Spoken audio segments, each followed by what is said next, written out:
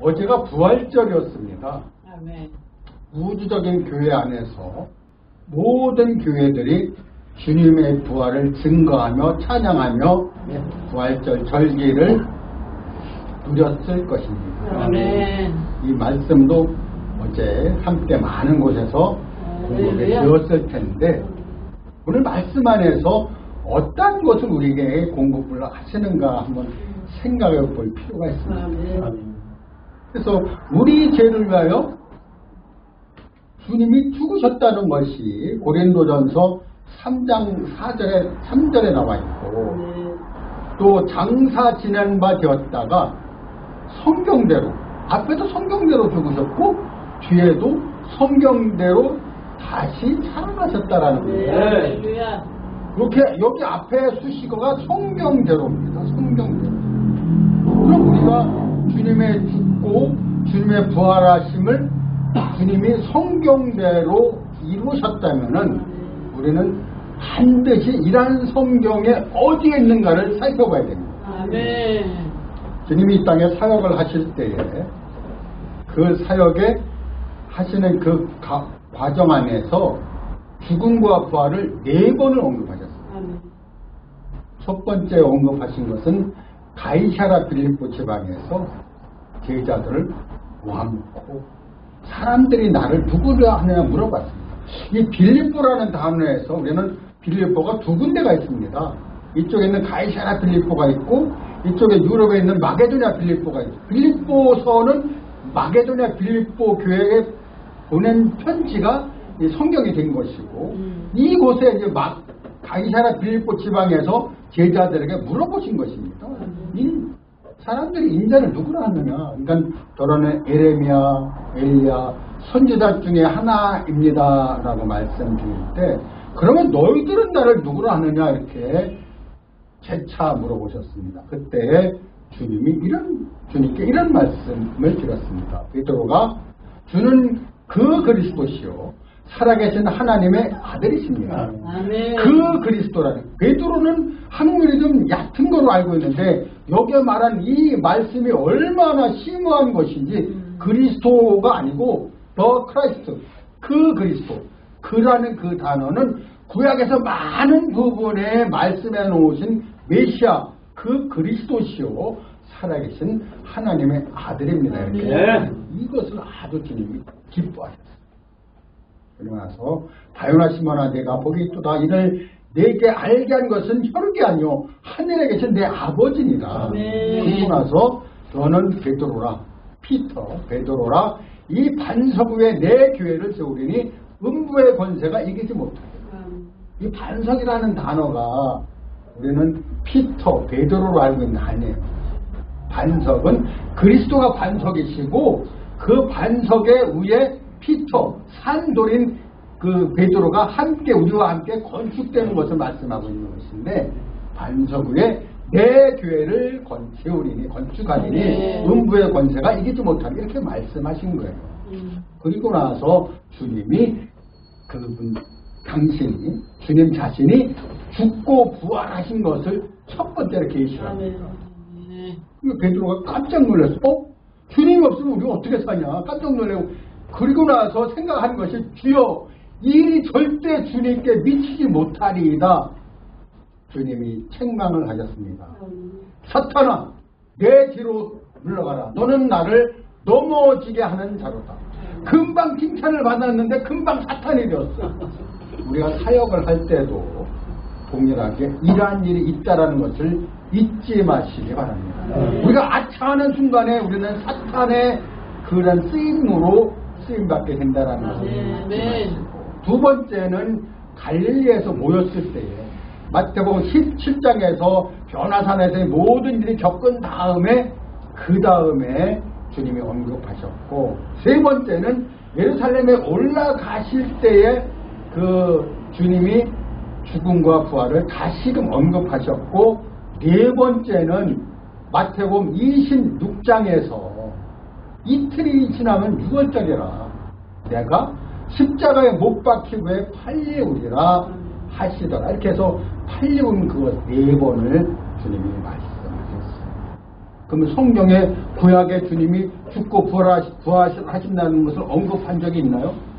주님이 이렇게 그분 자신을 4번씩이나 언급해 가시면서 성경에 자세히 기록을 해두셨어요. 그러면 성경에 이런 부분이 그러면 어디에 그렇게 해서 사도 바울이 고린도전서 15장을 통하여 성경대로 죽으시고 성경대로 부활하신 것을 말씀하셨는가?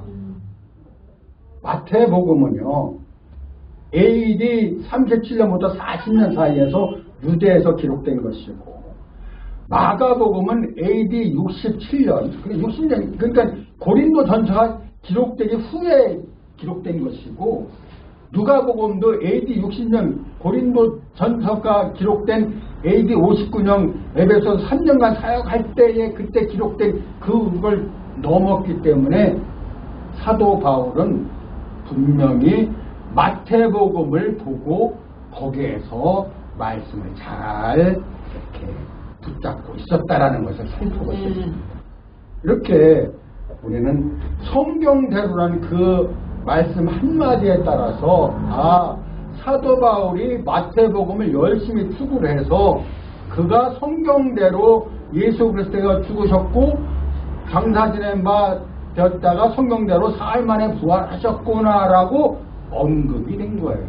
이렇게 성경은 우리에게 아주 시사하는 바가 크다 하겠습니다. 죽음과 부활에 관해서 우리는 어떤 부분을 또 생각해 볼 수 있냐면은 베드로전서 1장 3절에서는 우리 주 예수 그리스도의 아버지 하나님을 찬송하리로다 이렇게 말씀하고 있으며, 그가 죽은 자 가운데서 다시 부활하심으로 말미암아 우리를 거듭나게 하사 산 소망 있게 하시며 썩지 않고 쇠하지 않고 이런 기업을 우리에게 주셨다 이렇게 말씀하고 있어요.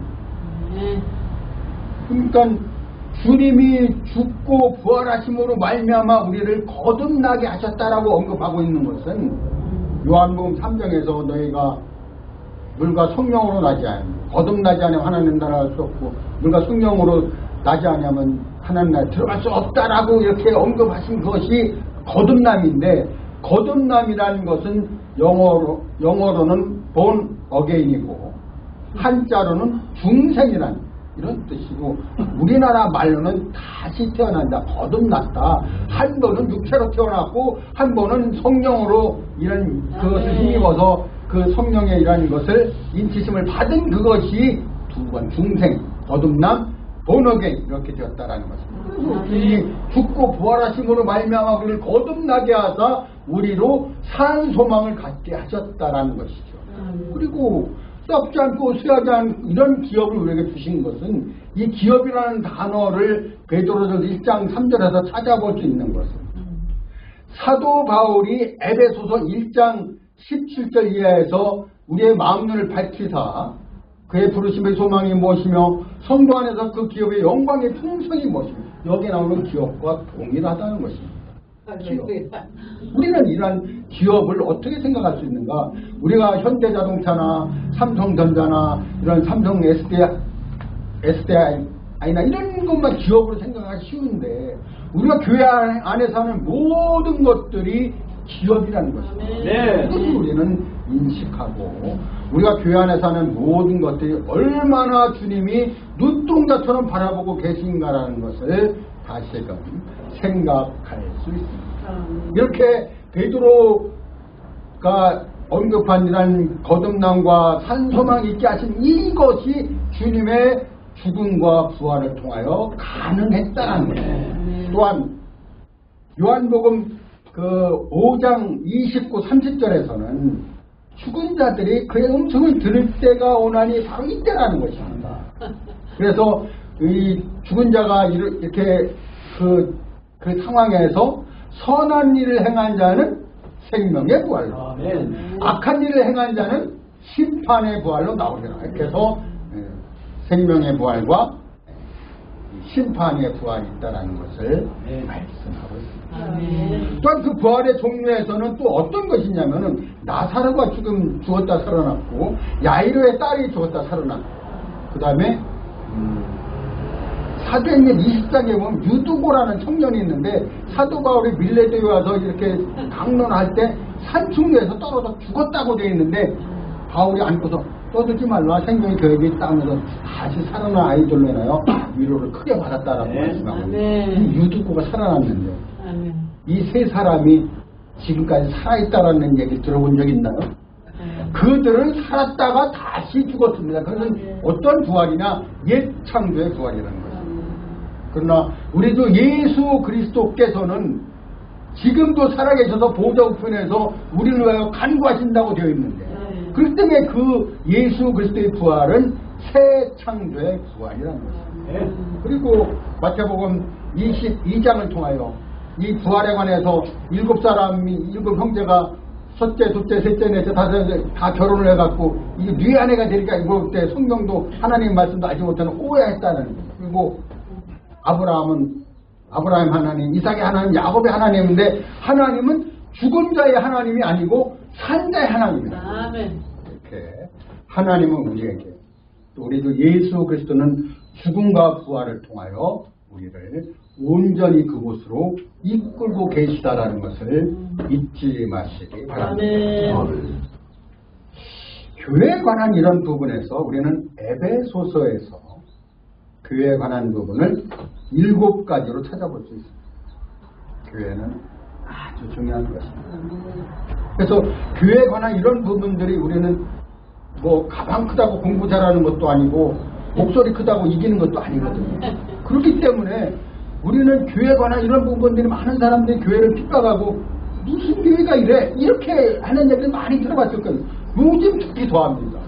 그러나 교회는 그런 것이 아니에요. 하나님이 우리를 눈동자처럼 지키보실 뿐만 아니라 교회에 7가지 기능이 있다는 것을 잊지 마시기 바랍니다. 첫 번째는 교회는 그리스도의 몸이라는 것이죠. 교회는 그의 몸이니 만물 안에서 만물을 충만케 하시는 자의 충만함이니라 이렇게 말씀합니다. 두 번째로 볼 수 있는 것은 교회는 하나님의 왕국이라는 것이죠. Kingdom of God. Kingdom, 왕국이라는 단어가 우리가 좀 써볼만 하면은 이단들이 벌써 미리 차지하거든요. 여호와 증인들이 왕국 기관이라고 쓱 걸어놓으니까 성경에는 왕국이라는 단어를 잘 안 써요. 하나님 나라, 천국. 그러나 킹덤 오브 더 갓은 분명히 왕국이거든요. 그래서 하나님의 나라, 이 왕국이 바로 교회라는 거죠. 세 번째로 볼 수 있는 것은 처소예요. 너희는 썩어져갈 그 처소에 관한 이런 부분들에서 우리는 하나님이 그 어디에 거하시는가? 지금 하나님이 공중에 거하실 것인가? 아니면 보좌에 거하실 것인가? 아니면 어디에 거하실 것인가? 교회 안에 거하십니다.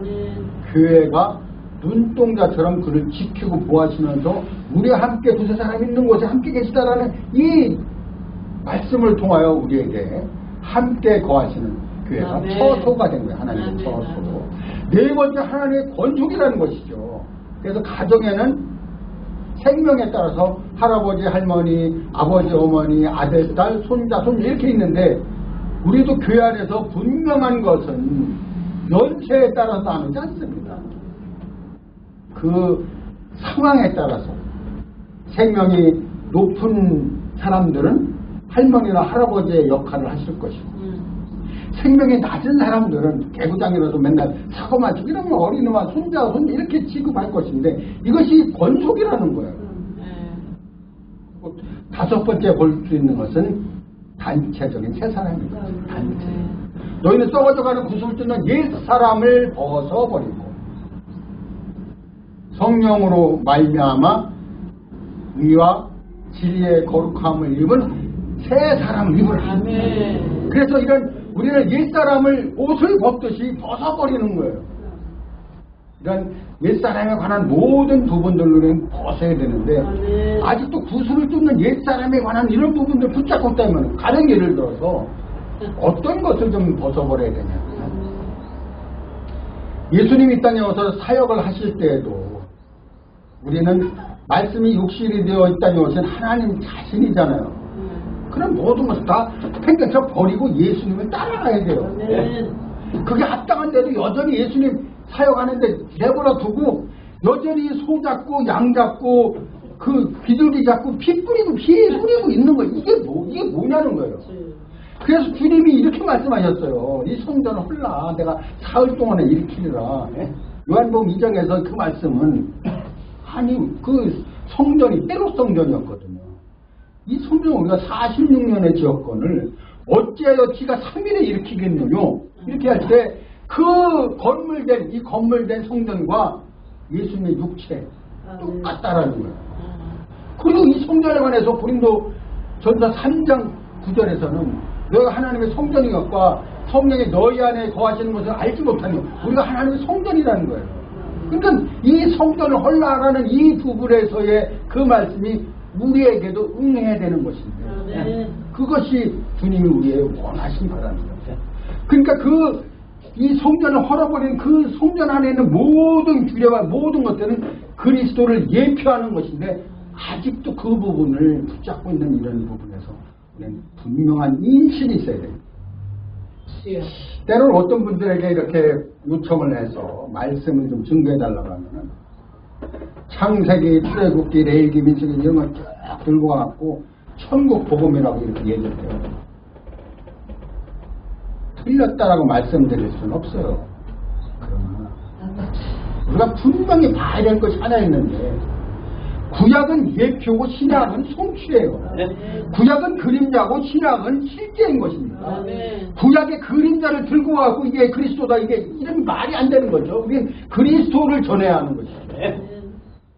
그렇기 때문에 그걸 얘기하는 그분의 얘기할 때마다 나는 좀 생각을 좀 바꾸세요. 회개를 하십시오. 회개라는 그 단어는 여태까지 천국을 향하여 살지 않았던 그런 가운데서 천국을 향하여 사는 턴하는 이런 그것이 우리에게 있어야 된다는 것이죠. 여태까지 성전에 관한 이런 부분들이 우리에게 있다면 다시금 그리스도에게 턴하는 이런 계기가 있어야 된다는 거예요. 한 번쯤은. 그러니까 이런 부분에서 하나님은 우리에게 단체적인 새 사람이라는 것을 분명히 말씀을 드립니다. 옛 것은 버리고 새 것. 그러니까 옛 것에 관한 이런 부분들을 우리는 또 살펴볼 수 있는 것이 로마서 6장 6절에서는 옛사람에 관한 부분들. 그래서 옛사람이 그리스도한테 십자가 못 박혔다는 거야. 그거는 죄의 이 모든 것이 멸하여 다시는 죄의 종이 되지 않기 위해서 옛사람이 십자가에 이제 멸해졌다 이렇게 언급하고 있는데 이런 부분들에서 우리는 옛창조에 관한 부분, 옛사람에 관한 부분들, 그 다음에 옛이란 그 모든 것들을 우리는 버려야 할 때라고 생각합니다. 사도 바울은 이렇게 증언했어요. 내가 그리스도가 십자가에 못 박힌 것 외에는 알지 아니하기로 작정했다는 거예요. 그 수많은 그의 지식이나 이런 모든 것들이 다 배설물로 쫙 갖다 버리고 나는 오직 그리스도가 십자가에 못 박힌 것 외에는 난 모른다. 난 몰라. 나는 그거 몰라. 가말리에 문화했던 것도 모르고 나 몰라. 성전이 이거 몰라. 다 모른다고 한 것은 우리가 새로운 시대 안에서 새로운 것을 붙잡고 우리 주 예수 그리스도를 쫓아가야 할 것입니다. 그 다음에 나오는 것이 그리스도의 신부죠. 신부라는 그 단어. 아까 우리는 그 세마포옷에 관해서 이런 그 연산홍을 통하여 말씀을 드렸어요. 흰백의 흰세마포. 그리고 이 세마포옷을 두루마기를 빠는 자는 복이 있다고 말씀하시면서 우리는 늘 이런 세마포옷을 하얗게 계속해서 세탁을 해야 됩니다. 왜? 계속해서 우리는 죄가 돌아와서 우리를 아주 하루는 하얗다가 하루는 시커멓다가 하루는 빨갰다가 이렇게 바뀌고 조속으로 바뀌는 우리의 상태 안에서 계속해서 빨아야 된다는 것은 주님께 돌이키는 것을 말씀하고 있는데 그래서 우리는 예수 그리스도의 보혈로 말미암아 항상 정결케 되고 깨끗하게 되고 이런 것이 우리에게 필요하다 하겠습니다. 그래서 이 에베소서 5장 안에서 물로 씻어 말씀으로 깨끗하게 하사 거룩하게 하시고 그를 교회 앞에 세우사 거룩하게 흠이 없게 하시라고 이렇게 말씀하고 있는데 우리는 그렇게 늘 주님 앞에 깨끗한 처녀로 깨끗한 그 세마포를 입은 사람으로 발견되어야 할 것입니다. 마지막에 나오는 7번째가 그리스도의 전사죠. 전사라는 단어는 우리가 전쟁을 해볼 때 전사라는 단어를 실감할 수 있습니다. 그러나 요즘처럼 이렇게 급박한 시대가 왔는데도 불구하고 전사라는 단어에 대해서 난 몰라. 난 뭐 교회만 다니고 왔다 갔다 하고 하면 됐지 뭐 내가 싸울 줄 알아 뭘 알아. 난 성경도 잘 모르고 잘 몰라. 이렇게 얘기하면 안 된다는 거죠. 첫 번째로 봐야 되는 것이 전사의 기본적인 것은 진리의 허리띠라는 거지. 진리가 내가 무장이 돼요. 진리라는 이 단어에 대해서 가장 쉽게 알 수 있는 것이 빌라도가 물었어요. 진리가 무엇이냐? 진리가 무엇이냐고 빌라도가 물었어요. 빌라도는 모르니까 물어봤죠. 진리라는 그 단어가 예수님이 참이라는 예수님이 앞에서 진리가 무엇이냐고 물어보면 어떻게 답변하겠어요? 예수님이 뭐라고 답변하겠어요? 진리이신 주님 앞에서 말이 안 되는 거잖아요. 요한복음 14장 6절에서는 내가 곧 길이요 진리요 생명이니 나로 말미암지 않고는 아버지께로 올 자가 없느니라 이렇게 말씀합니다. 그래서 주님이 진리십니다. 진리신 그분 앞에서 빌라도가 진리가 무엇임? 진리가 무엇임? 이렇게 물어보면 뭔 답변을 하겠냐고요. 진리가 무엇이냐는 것을 모르는 그러한 것이 비단 빌라도뿐만이 아니고 하나님을 믿는 모든 백성들은 진리가 무엇인지를 분명히 깨달아 알고 진리의 허리띠를 매야 된다는 거죠. 이 허리띠라는 단어에서도 우리가 한번 또 살펴볼 수 있는 것은 그 씨름 선수들은 왜 삿발을 매죠? 삿발을 이렇게 매요. 그래서 허리에다 이렇게 매고 이렇게 붙잡죠. 그리고 군대에서는 혁띠를 맵니다.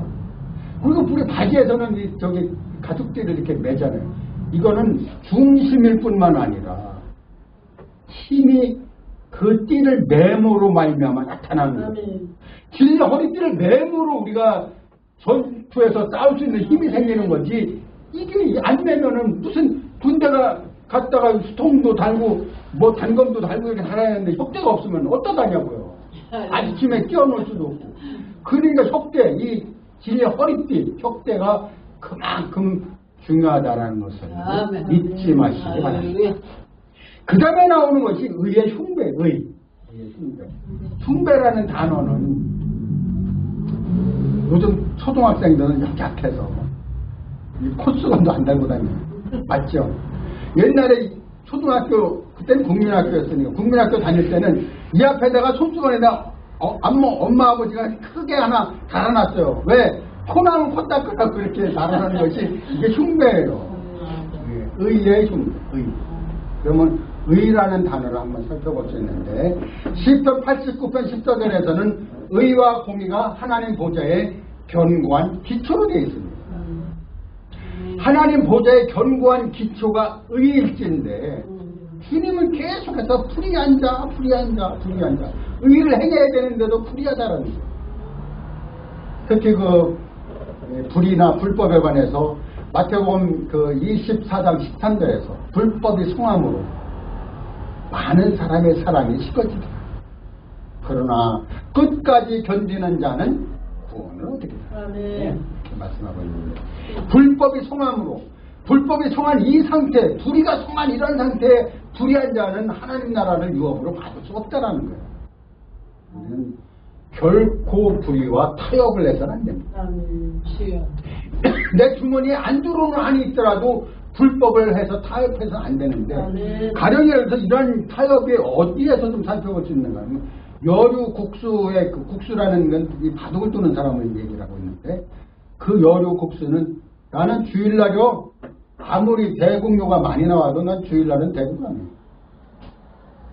이게 의를 행하는 거죠.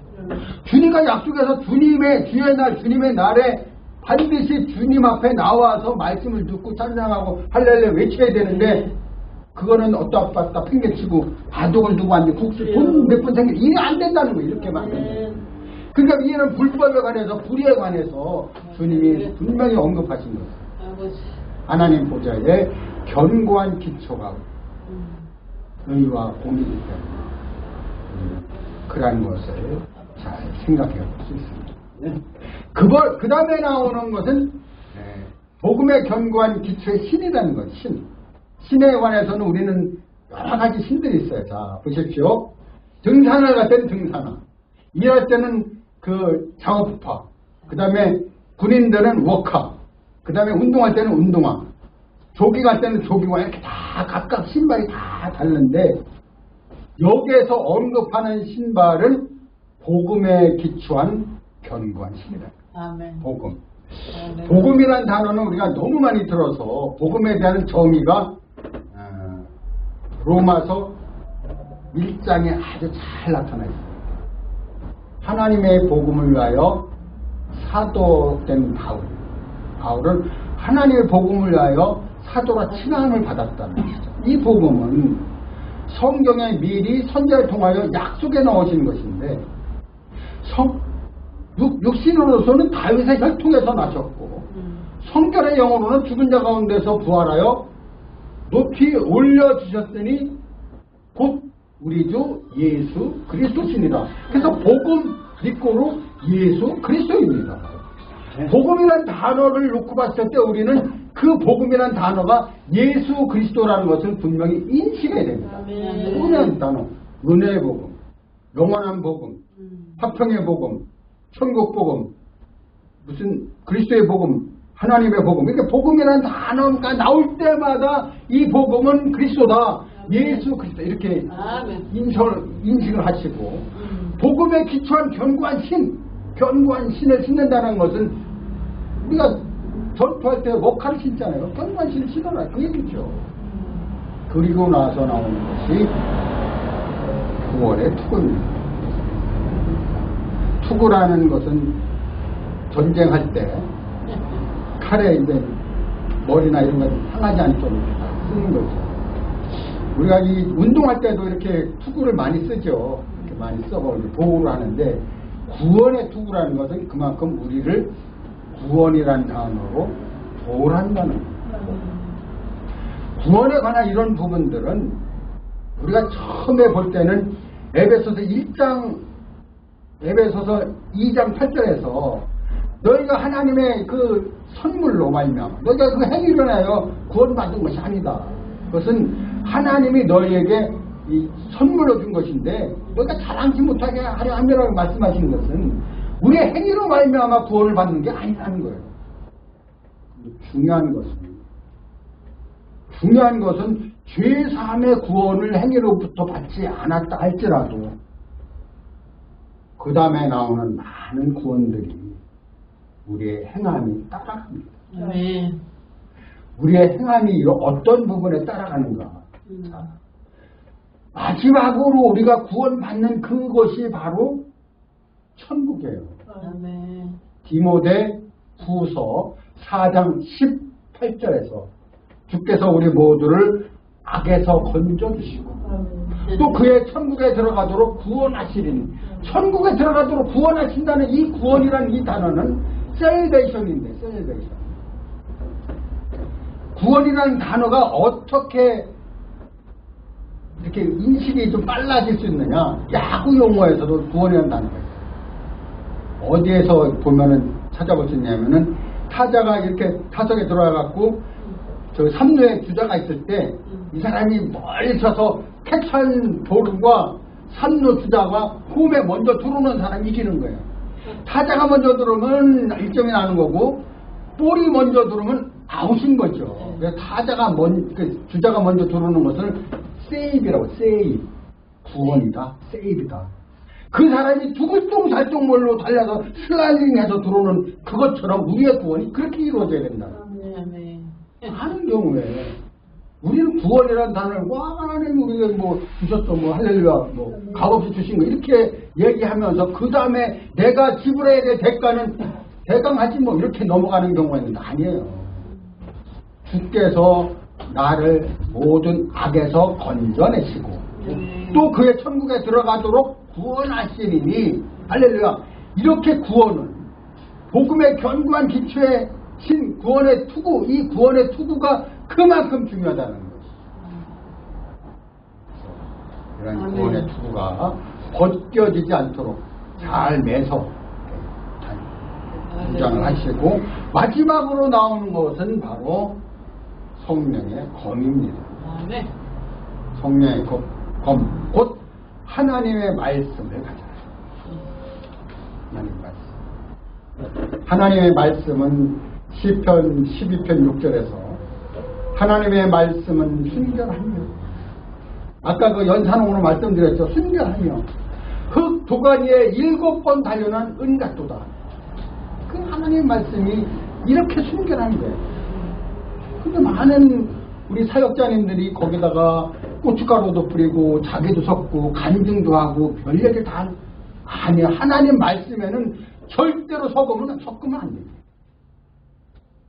이렇게 하나님 말씀은 순결하고, 네. 또 시편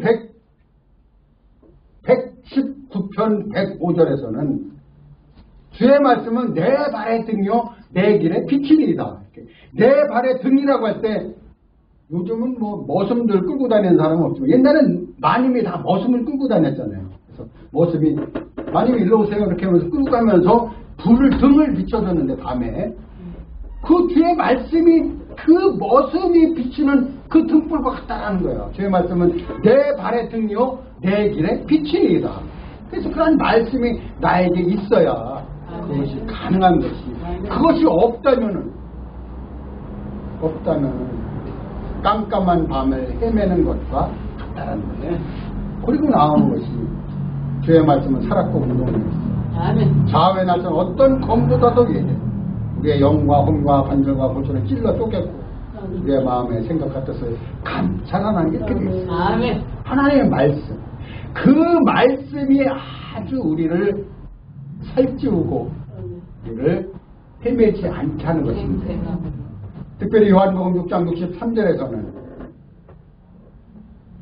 살리는 것은 영이니 육은 무익하니라. 내가 너희에게 이른 말씀이 영이요 생명이라. 말씀, 뒷고로 성령, 뒷고로 생명, 이렇게 되어 있는 거예요. 아멘. 이렇게 우리는 이 말씀이 중요하다라는 것을 보셔야 됩니다. 이렇게 6가지 봤습니다. 제일 먼저 나오는 진리의 허리띠, 의의 흉배, 그 다음에 복음의 견고한 기초의 신, 그 다음에 구원의 투구, 믿음의, 하나가 빠졌네. 믿음의 방패. 믿음이라는 방패를 우리는 언급을 해야 되는데, 믿음이라는 이 단어가 바로 곳곳에 나옵니다. 믿음.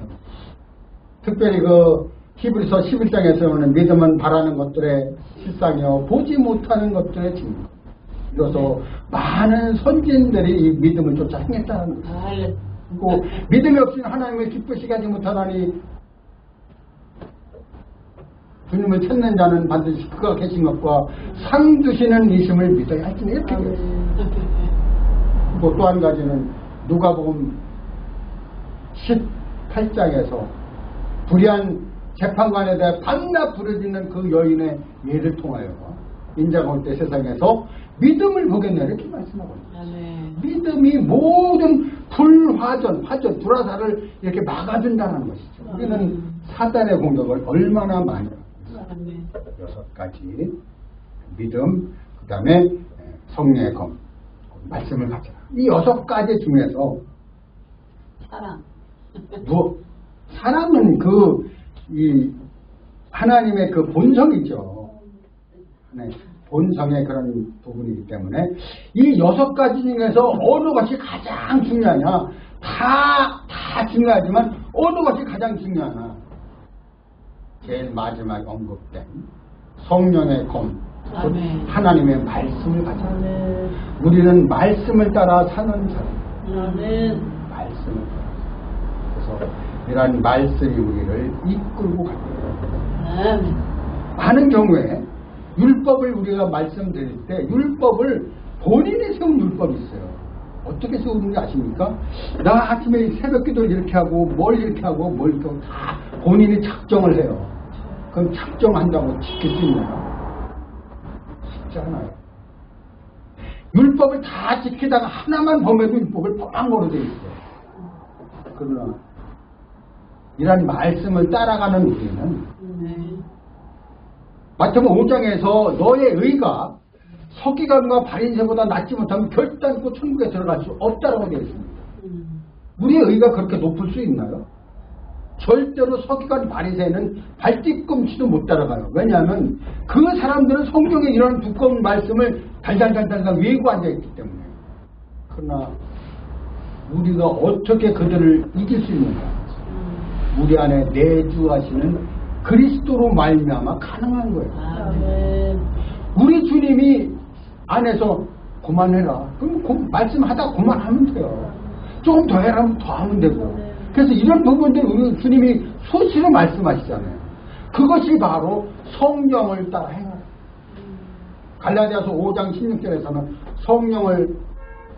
성령으로 살면 그 영으로 행할지니 그리고 육체의 소욕을 이루지 아니하리라 이렇게 말씀하고 있는 거예요. 그러니까 내 안에 계신 성령으로 말미암아 살 때 그런 것들을 모두 이룰 수 있다라고 주님은 말씀하고 있습니다. 시간이 많이 되었습니다. 하나님의 말씀은 많이 먹는다고 해서 다 되는 것도 아닙니다. 중요한 것은 내가 얼마만큼 캐치하느냐에 따라 달라지는 것인데 여름에 장마비가 잔뜩 내려요. 그냥 폭우가 쏟아지는데도 장독 뚜껑을 닫아놓으면은 그 안에 비는 한 방울도 들어가지 않습니다. 그러나 내 마음을 열고 우리 주를 잘 받아들여서 말씀에 내 안에서 역사하도록 내가 모든 것을 열어드린다면 주님은 내 안에서 이 일을 이루실 것입니다. 우리는 율법에 관한 이런 부분들에서 진리를 알지니 진리가 너희를 자유케 하리라 이렇게 말씀하신 것은 요한복음 8장 32절에 되어 있는데 이 진리에 관한 이런 부분들이 진리를 우리가 그런 것을 잘 모르기 때문에 거기에 속박을 받고 있는 거예요. 그러나 주님은 우리로 진리 안에서 자유케 되는 것을 원하십니다. 아멘.